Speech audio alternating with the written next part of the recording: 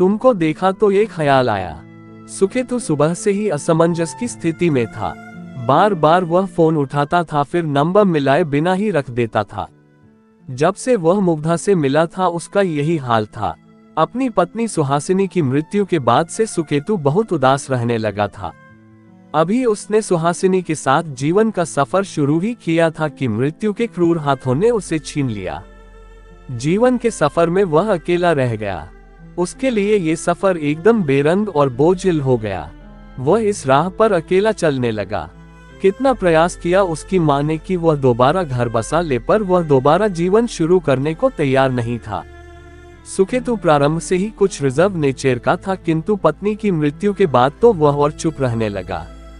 कुछ गिने चुने लोगों को ही उसके जीवन में प्रवेश की अनुमति थी। उन्हीं में एक थी उसकी दोस्त मेधा। मेधा से अक्सर वह अपने दिल की बात कर लिया करता था। मेधा ने ही उसे अपनी एक पार्टी में मुग्धा से मिलाया था। उस पार्टी में वह सबसे अलग बागीचे में खड़ा फूलों को निहार रहा था। जब मेधा ने उसके पास आकर कहा, इनसे मिलो, ये है मुग्धा।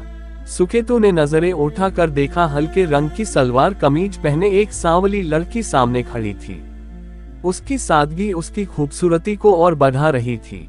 फूल अपनी छोटी सी जिंदगी में भी लोगों को कितना सुख दे जाते हैं।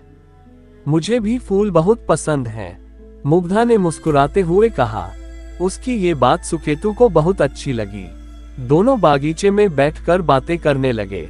सुकेतु को मुग्धा की बातों में गहराई नजर आई। वह बहुत खुली सोच की सुलझी हुई लड़की थी।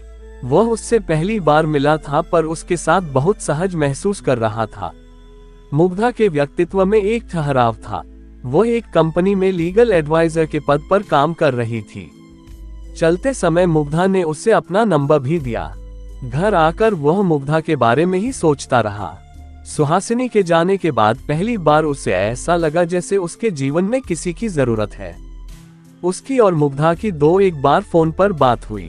बातचीत के बाद उसे ऐसा लगा कि मुग्धा ही उसके जीवन के अकेलेपन को दूर कर सकती है। वह मुग्धा से अपने मन की बात कहना चाहता था। कई बार उसने मुग्धा का नंबर मिलाना चाहा, पर संकोचवश मिला नहीं पाया। वह अपने फैसले पर विचार करने लगा। आखिरकार उसने मन में पक्का फैसला कर मुग्धा का नंबर मिलाया। मुग्धा ने उसका फोन उठाया। उसने सुकेतु से कहा, अच्छे समय फोन किया। मैं तुम्हें एक खुशखबरी देना चाहती थी।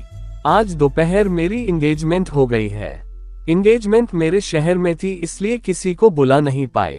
वापस आकर पार्टी दूंगी। सुकेतु बड़ी मुश्किल से खुद को काबू में कर उसे मुबारकबाद दे पाया। मुग्धा ने उससे पूछा कि कोई खास बात थी, तो उसने कहा कि बस ऐसे ही फोन किया था। कुछ देर बात करने के बाद सुकेतु ने फोन रख दिया। उसके मन में एक हलचल सी थी। इस हलचल के कारण भावनाएं आंसू बनकर बाहर आ रही थीं। बहुत समय के बाद किसी से अपने दिल की बात कहने का मौका मिला था, पर वह कह नहीं पाया था।